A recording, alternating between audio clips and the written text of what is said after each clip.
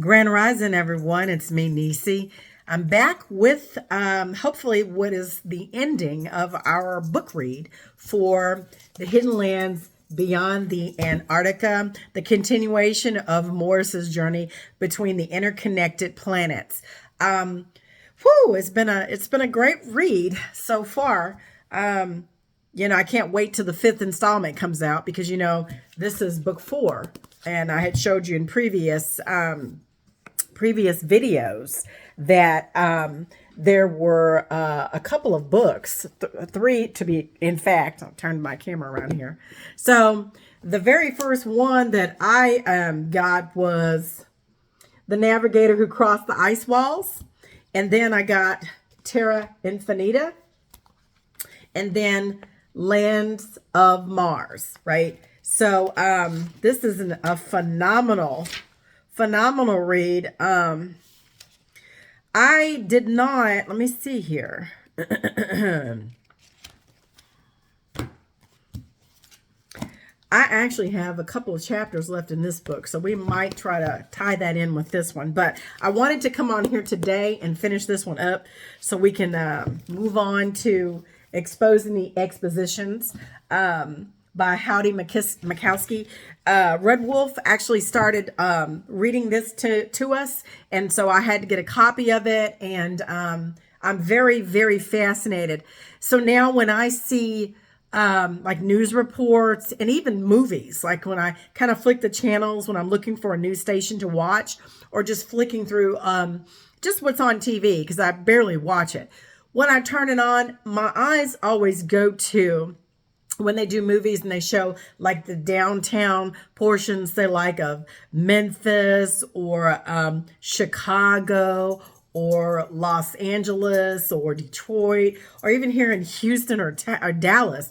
I'm always looking for the older buildings. I'm always trying to scan the video to see if I see the older buildings. Now it's gotten me in the mindset of knowing that even when I look at like Great Britain and Russia, when I see those big, huge buildings that they have there, I know that they're Tartarian built. They're not built by modern day man.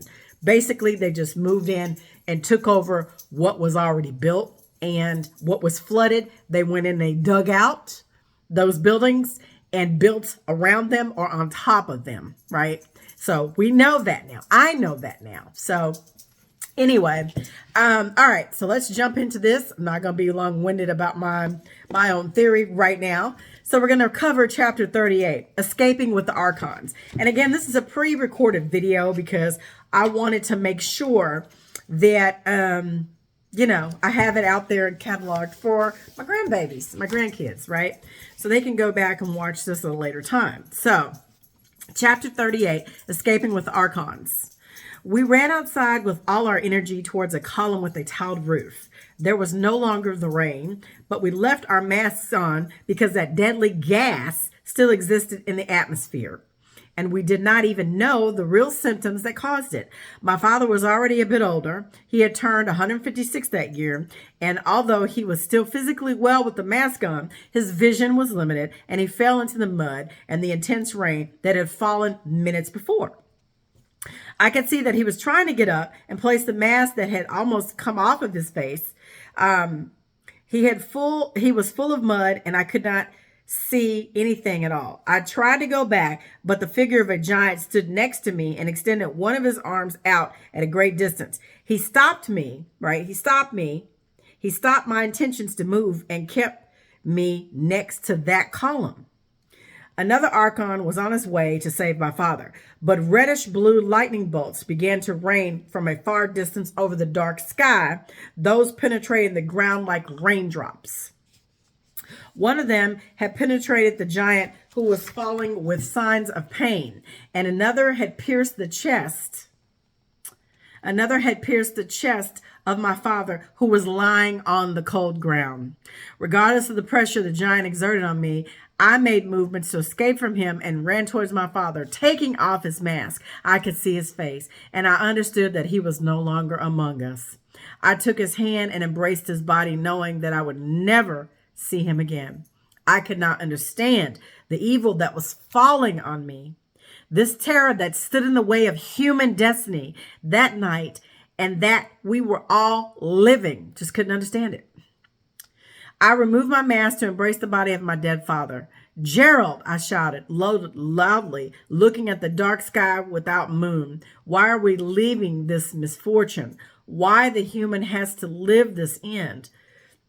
One of the giants was lying next to my father, and his face was near my left foot. Among all my confusion and absolute sadness, I could see his face up close. He had stone features like a golem. From the stories my father told me, that with his outstretched arms, he simulated that flight of his soul, and that he was returning to the source of heavenly lands, and that sometime I will also return to meet him. But not that night. It was not that time for me, because that Archon, who also saved my life, took me with the force of my torn clothes and took me to the group of several people that were formed, simulating a large circle, surrounded by a great wall of giants that continued fighting against those tireless brigadors that returned again and again to try to penetrate, to annihilate the few surviving humans that we were there. This writing is kind of, I don't know, the English and the punctuation and the grammar could be a little bit, better, I guess you could say. When you're reading it, it doesn't sound right, as though you were speaking it. So I think when you write something, you should be able to speak it and understand it, and it should flow. And some of these sentences don't. That's what I mean by that. Once inside the circle, many neighbors that I knew, along with other people from other regions, began to join our group. All of us with tears of pain on our muddy faces, without mask or any protection. We moved in unison with those giants that acted as a wall and prevented any enemy attack. Here it comes. Reddish rays were falling from the skies, and I cannot be sure even to today about the Archon technology, but a great protective shield seemed to impede the passage and extinguish the forces of those deadly rays over our heads. There were many children running with us in awe. I held the hand of one of them to make him feel some calm. All that was the strangest and most horrible thing that our humanity has ever gone through. The rescue of those giants in all those regions was a heroic act of which I believe we will never be able to repay, a genuine and unconditional act of love for humanity, because it should be clarified that all the Archons and Patagons we knew lived far away in the south and could have escaped easily without us. We were only a few thousand, but we were able to start again. That gave us the possibility of a new beginning. So that's, so for anybody that has any doubt on that, there were some giants, as you can read, that helped the humanity to reboot and to start again. So this is in the ancestral city. This is where this started, from my understanding. It was not here in the known lands, you guys. Now, I could be wrong, but it looks like to me this was in the ancestral city. Let's see. Well, it says the human reset of the fifth generation, rescuing the end of the cycle. So maybe it was here in the known lands, you guys. I apologize. I'm telling you something is incorrect. This was here in the known lands. Yes, this was here in the known lands, and they escaped with the help of the giants to go outside the ice walls. Okay, that's what it was. I apologize. I had to regroup and think about that for a second. So, with their help, they gave them the possibility of a new beginning. So, chapter 39, the immense tree made of lights, the bridge to Asgard. So, yeah, they're here in the known lands. So, this is what happened the last human reset, right? The fall of Tartary and all of this. So, this is what this encompasses, and this is why we're going to go right into the exposing the expositions, because you'll be able to see based on what we're reading here, right? We're reading in this book, The Hidden Lands of Antarctica, what happened during this great time where everybody did a mass exodus, those who were alive, which was only a couple thousand. They did a great exodus, and they left these buildings behind, right? Because of these principalities and rulers not of this world, right? We know that. We know the custodians are at play here. So it says, chapter 39, the immense tree of lights, the bridge to Asgard. After a while of hurrying, we began to walk more slowly. Many of us had taken the younger children in our arms, since That walk seemed to have no end. I am not sure how long we had been on the road, but with the fear that instilled all the situation we were living around us, I really lost count. I would only know that we had crossed large plots of land by looking at my injured feet, which were bleeding from the wounds along with the soaked mud. The giants were still walking alongside us and were all around us in every direction as they covered our passage. We had stopped receiving those rays from the heavens. The rain had stopped, and there was no strange gas in the atmosphere, but there was fog that night, and at dawn it began to become more and more noticeable. The archons that were to our north put their arms up in the air as a sign that we should stop immediately. I guess they did like this. So we did, while they made their way, generating a path for us to enter. A metallic fortification was born before our eyes. Its doors, wide open, awaited our entrance. We did not know where we were going, but no one wanted to be left out and alone in those lands that had become inhospitable to all of mankind. Man, they cleaned house. They murdered billions of people, millions of people. Because now we have billions. So they murdered millions of people back then. And that's why these cities stood mud filled, right? This is our true history, you all. This is not taught in school, okay? I know you may have to question everything that you read, but it's written within our DNA. And I truly believe this is what happened to us. And we've been through multiple resets, but each time we go through a reset, as we've read in this book, each time we go through a reset, it gets much harder and harder for humans. And we live shorter lives. While I was entering, I could observe everything around on the outside. That fortification that seemed to be made of crystalline limestone was shining, but inside the walls it changed to a darker tone and points of blue light at all angles that filled this upper part like a holographic sky full of bright stars. For a moment, I felt I was entering a small land within our known land. When all the humans and giants entered there, some of those bright blue lights of this artificial sky gathered in the center, forming an immense tree, its roots penetrating the ground and forming its extension to the heights that were even difficult to observe. A blue and immense glowing tree was born before our eyes I could not believe, let me read it. A blue and immense glowing tree was born before our eyes that could not believe their eyes. Yeah, see, it doesn't sound right. A robotic and deep voice interrupted our compilation and indicating that we had to enter there. Some doors opened from the base of that tree made of lights, and we were all incredibly confused. A war of human annihilation was going on outside. Millions had died, and among them, my dear father. And now a group of thousands of survivors were in a fortification of the archons in front of a tree created by artificial lights. My confused mind could not understand it. We all looked at each other without understanding anything at all. The children covered their muddy faces because of fear. The giants indicated with their hands that we should enter there. I remembered then the stories that my father told me as a child that I believe we had all heard of sometime during our lives. Were we perhaps entering the great world tree and bridge to first lands of Asgard? Were these giant fortifications part of the Hyperborean lands? The first humans who entered there somehow became also thousands points of lights, somehow mimicked with the great tree and artificial stars. They were disappearing one by one. There was certainly an atrocious fear inside of me, but also the hope of a new life. Incredibly, for my confused mind that knew that outside the human world was being destroyed in thousands of pieces, and that the past of just a few hours ago no longer existed. It was my turn to enter. Together with the boy, I helped to get there, who was holding my hand tightly. My whole body was completely illuminated. I could see while this was happening, and I was now converted into thousands of points of light. My hand was melting with the hand of the child, who also, as abysmal Darkness around us succumbed. I no longer felt fear, nor pain, nor cold, nor hunger, nor hardships and sadness of what happened. Two large doors opened, and a bright sun came in, almost blinding my sight. Then I could observe everything. It was exactly as my father had told me.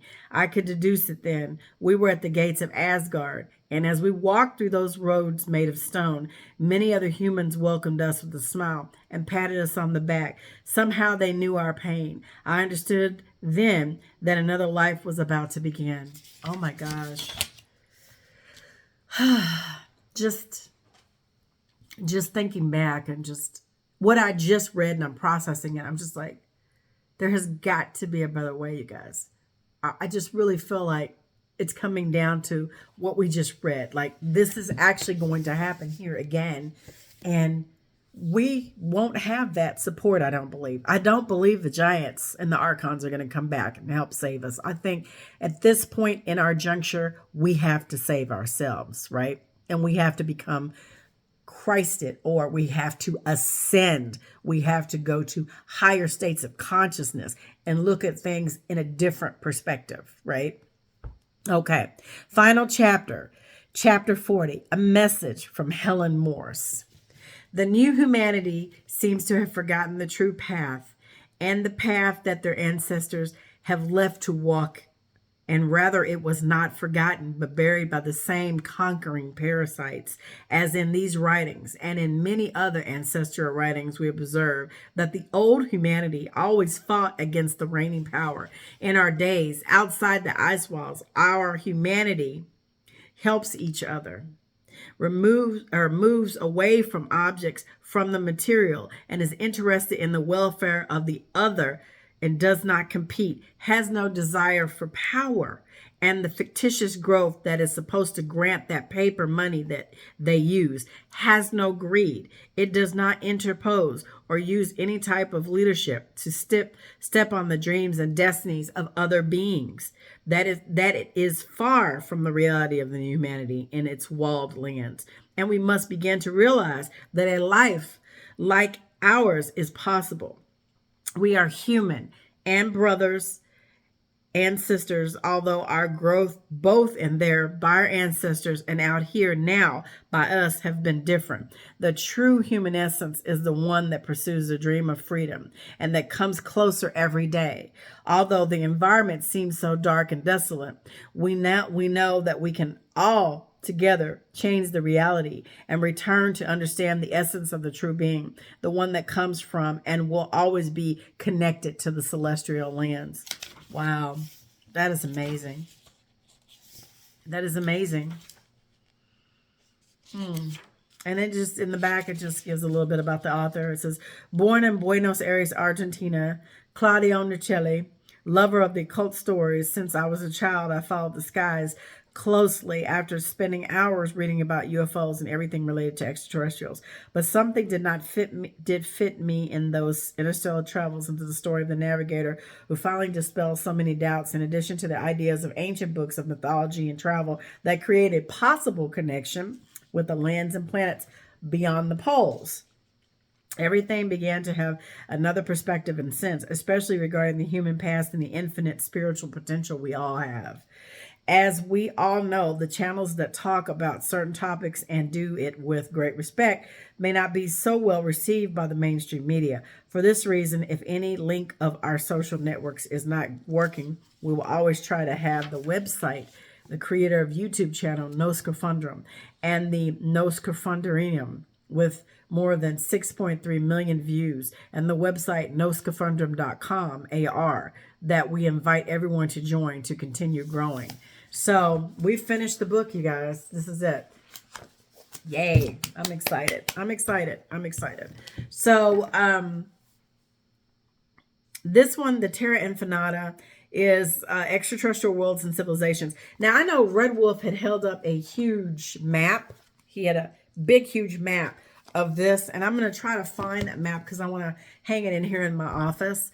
I had my desk facing against this wall over here to my left, and I have enough room. I was going to hang my, I love crafting, so I've got giant puzzles that myself and a young lady, Melissa Forbes, she helped put the puzzles together. My grandson's mom, she helped put quite a few puzzles together with myself and my husband Michael. We did those probably like 3-4 years ago, and I glued them after we, create the puzzles, glue them down with puzzle glue, let them dry for a couple of days, not weeks, and then I took them to Michael's and got them framed. So I think I have about 12 puzzles. They're beautiful. They're Asian geishas that I found at a grocery store. There was puzzles that were marked down on clearance, so I bought all of them, and systematically over a period of time we put them together. So I'm gonna hang up my puzzles in here, but I think I'm gonna put some paint on the walls first. My favorite color is blue, and so I know it's a feminine color. And so I love navy blue, sky blue. I'm going to do some kind of grayish blue in here again, like I did at my former house.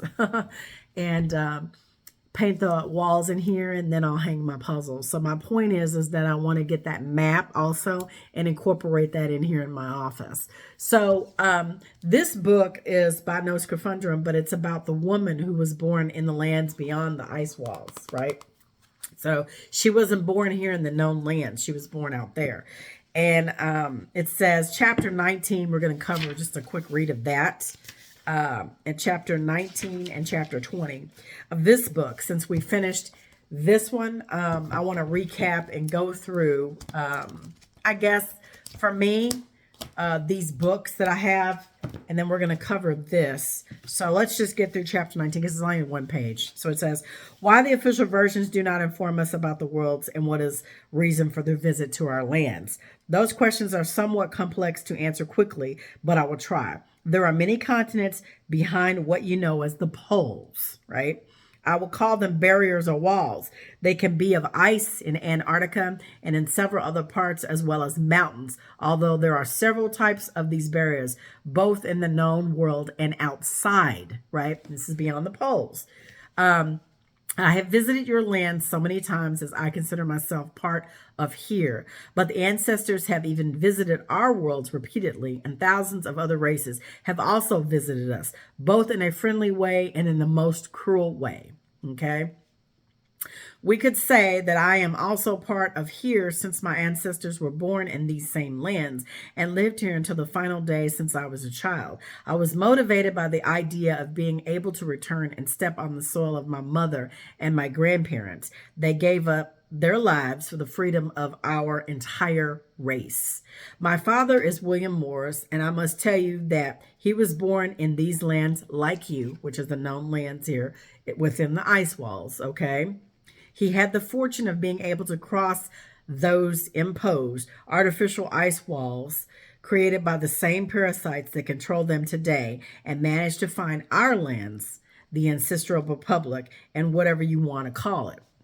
There, he met my mother and formed a great family. I have the best memories of my dear father that fortunately many are knowing little and little, and soon a large part will know more about the lands where I was born. Chapter 20, William Morris, the man who tried to change the course of humanity. And of course, we know in reading this book, okay, we know that he died, right? Butler died and also Morris died. So it says, my father, with 34 years and a great experience in the Continental Navy, met a person called Butler who was infiltrated in these lands and who had also been born in mine for reasons that we cannot say, but with a team formed by several members experienced in war and above all their experience in maritime navigation, and despite the thousands of complications and threats they received, they were able to enter the polar zone and cross those walls and then find our lands. It was easier for my father as he was obviously led by an experienced captain who knew the way very well. It was not all random as it seemed at first in the story of the book, The Navigator Who Crossed the Ice Walls. The reality is that Butler was an expert person in the subject of navigation as he led the Naval Council in my homelands. He has visited these lands many times more than the world imagines. He is one of those who had done and contributed the most to allow us to infiltrate here and put into action the plan that he devised together with my father. As I said before, they had fought together with many of us who continued fighting for those lands, which we keep in our hearts and which are as much our lands as theirs. Although I do not feel at ease here for obvious reasons about the damned race that is in power and that manipulates and prevents its development freely. These lands should belong to the human being. I mean, the real human being.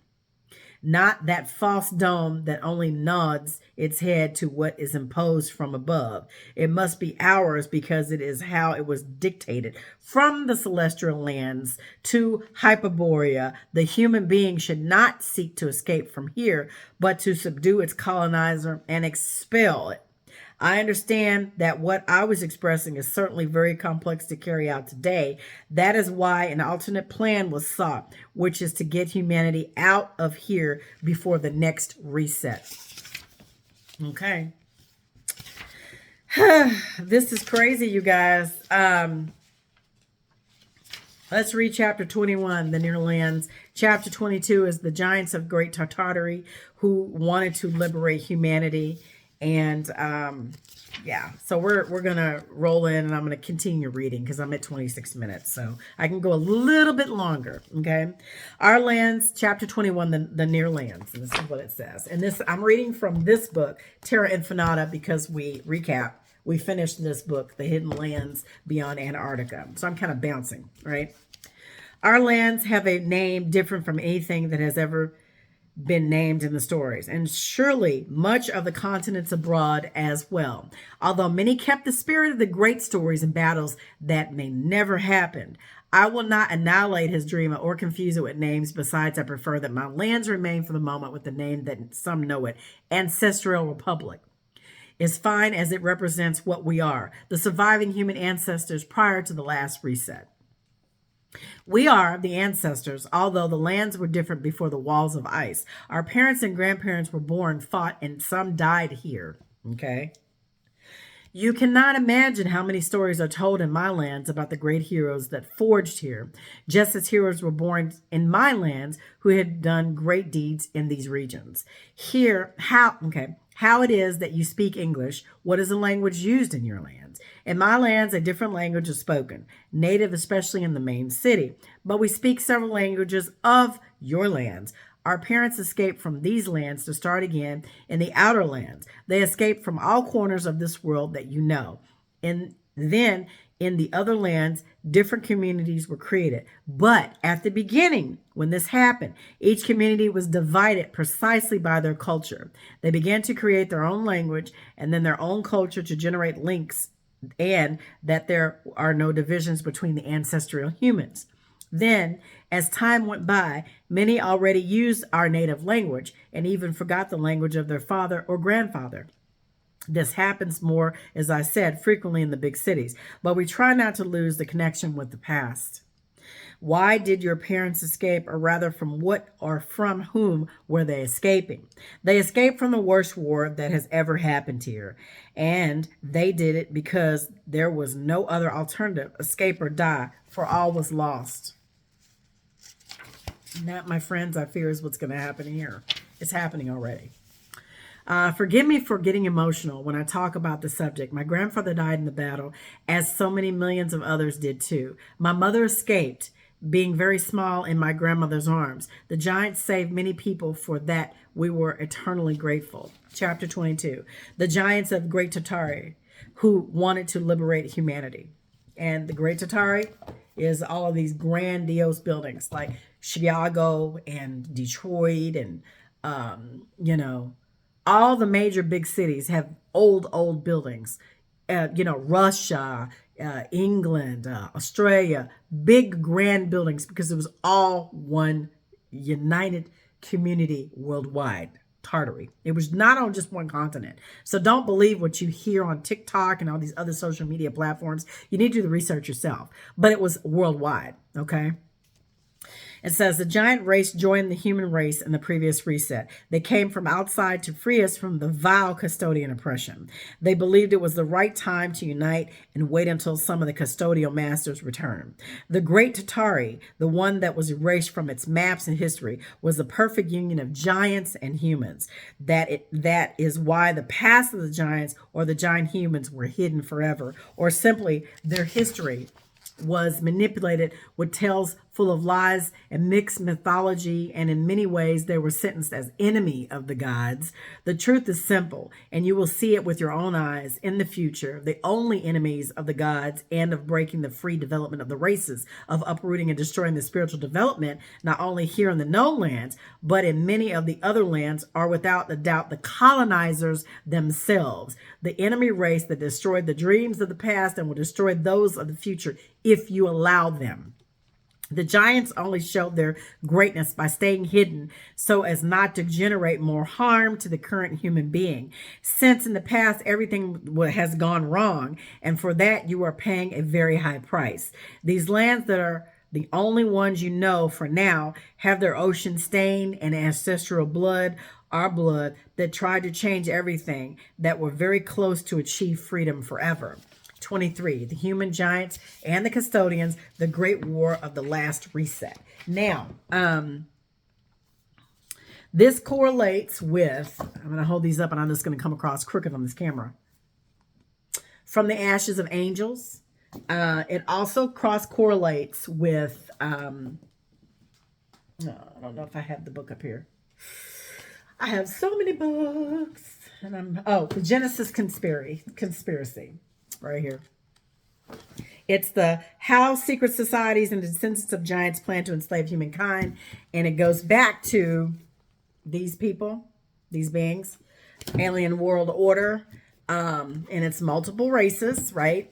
And along with some of the giants who want to contain or continue to enslave humans so that we do not step in our full potential and walk in light, which is freedom. And, it's based on this alchemical process, the third eye, the energy that flows through the body. It is our sacred right, our sacred secretion that we produce once a month. And it's a seed that blooms. And if you don't squander your seed or waste your seed on, let's say,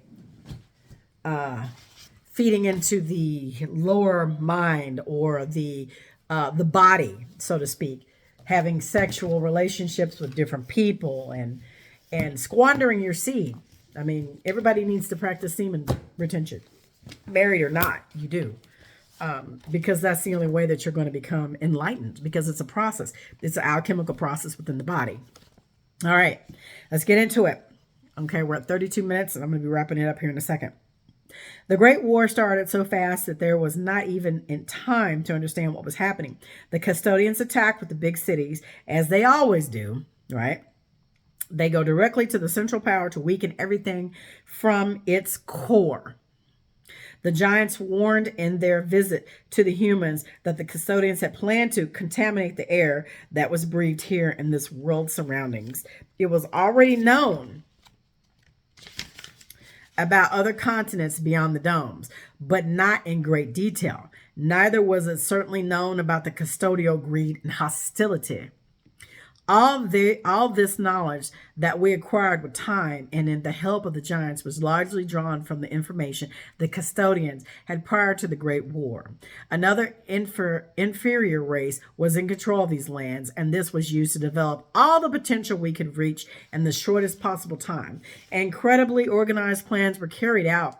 Everything worked like a great clock. The advance of the Great Tatari was not done overnight, but neither was it long in terms of time in these beautiful but terrible lands. The walls did not exist back then. The continents were much different. Although they did not change by much, they manipulated their lands, their climate, their environment totally in the new beginning. They were never going to admit that they came close to losing their best colony, let alone in the hands of the giant barbarians, as they call them, and the humans they really detest. And this is what it looks like. So prior to this, though, ice walls weren't there. So all the devastation and destruction, the mountains collapsing, Atlantis, all these other great resets that we had, they put up these barriers, right? And so this last reset is the mud flood reset, right? And that was back in the 1800s. And knowing now what I know, they've added 1,000 years and they've changed our calendar by doing that. Also, they've changed our seasons and our months. It's supposed to be 13 months, but we have 12. So we're missing time. They've changed everything, you guys. They have, I'm 54 by the known land here on Earth, the known lands within the rings, within the walls. But out there, I'm probably a baby, and so are you. So we can't necessarily go by the time frame that they've given us, right? Chapter 24, the destruction of the great cities and the fall of an empire. The great cities were invaded by black smoke. The giants brought technology and taught the humans in Tatari. The level of technology that was used at the time had never reached the hands of humans. It was a difficult process, but they were achieving really great things. Just the Great War came by surprise. Although they expected it, they did not think it would come so fast. Then came the Great Flood and different attacks. There came a time when we knew that all was lost. The custodians were weakened, and those in power, the Greys, who were their lackeys, could not cope with the power of the Anakin, the giants who helped the humans with their technology. There are several races of giants, and not all of them joined in this war. In fact, many of them split later because they did not agree to help. They saw it as a certain defeat. At that time, the hope of being able to defeat them was latent and that filled the spirit of any person who lived on the soil. The feeling that generates to finally be free is priceless, and sometimes the dimension of what is taking place is not taken into account, that the war was the cruelest that has ever happened here. It also brought with it a great retaliation and a reset and a different beginning, what is being carried out at this moment.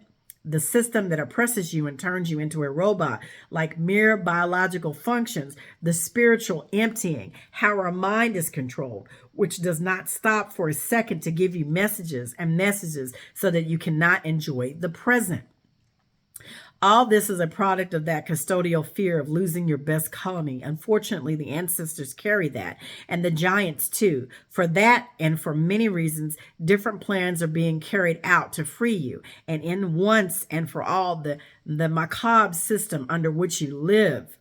Many will ask, how is it that we can give all this valuable, at the same time dangerous information if it falls into the wrong hands? Like, right, how can you do this? So they're telling us in no uncertain terms that they're still fighting for us, right? I mean, this is why I'm reading it. I want to join the fight. Hell, I don't want to sit on my laurels and sit back and wait until the United States is imploded and all these cities around the world. I want to wake everyone up. Or not even wake everyone up. I am relevant. My voice matters as well as yours. And today is the Super Bowl. Do you think I'm going to watch that shit? Hell no. I'm going to listen to a nice audiobook, and I'm going to sit back and go in my room, get me a glass of tea, and crochet a beautiful shawl. And think on positive things that I know that will illuminate others and help other people. That's my mission. That's my goal. And that's what I'm going to do today. I don't partake in what Rome does. I don't follow that. I don't subscribe to that. Okay, so it says, your answer is that we can give this information because the majority simply will not believe it, and what we say here today will be forgotten by the majority tomorrow. It is like when someone has some kind of different experience with whatever race, or, for example, the story about my father in lands where I was born.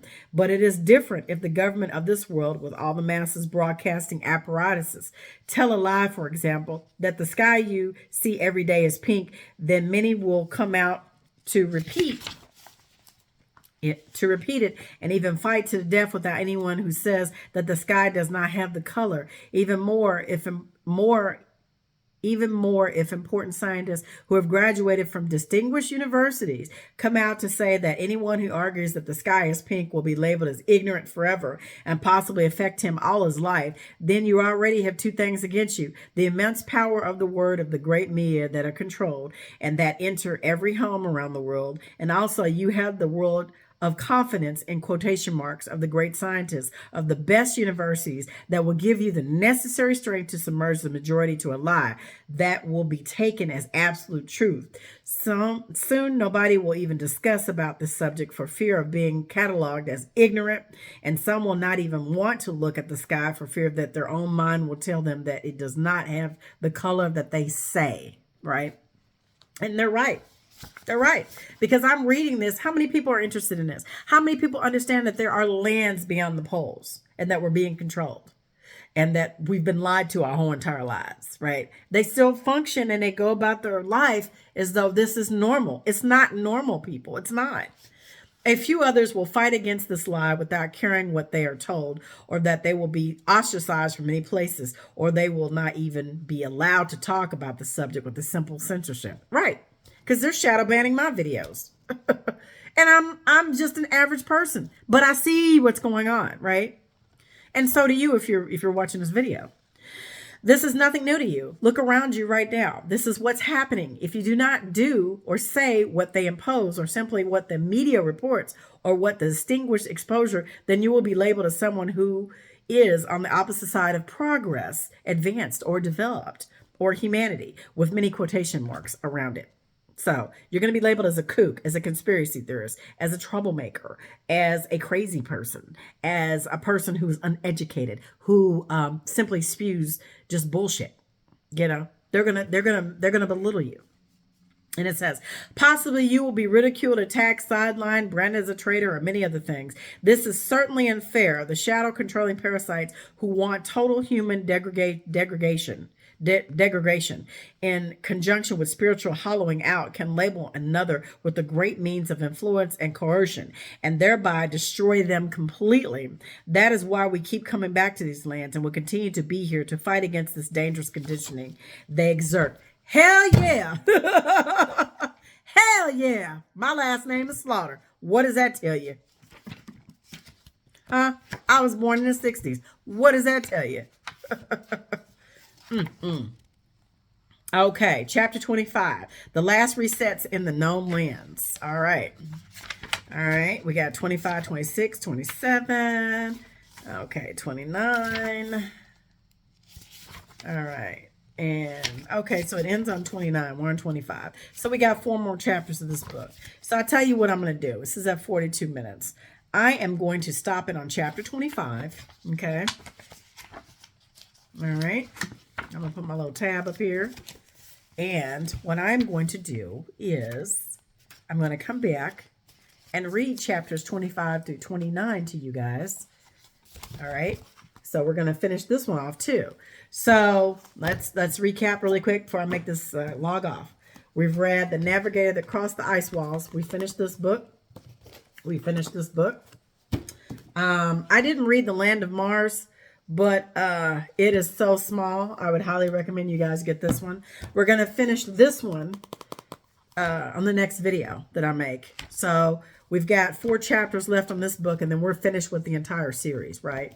We've dived deep into that. And so I hope you guys have been taking notes and listening and, you know, getting your brain flowing to think that, hey, it is possible for each one of us to have a different life, but it starts within here, right?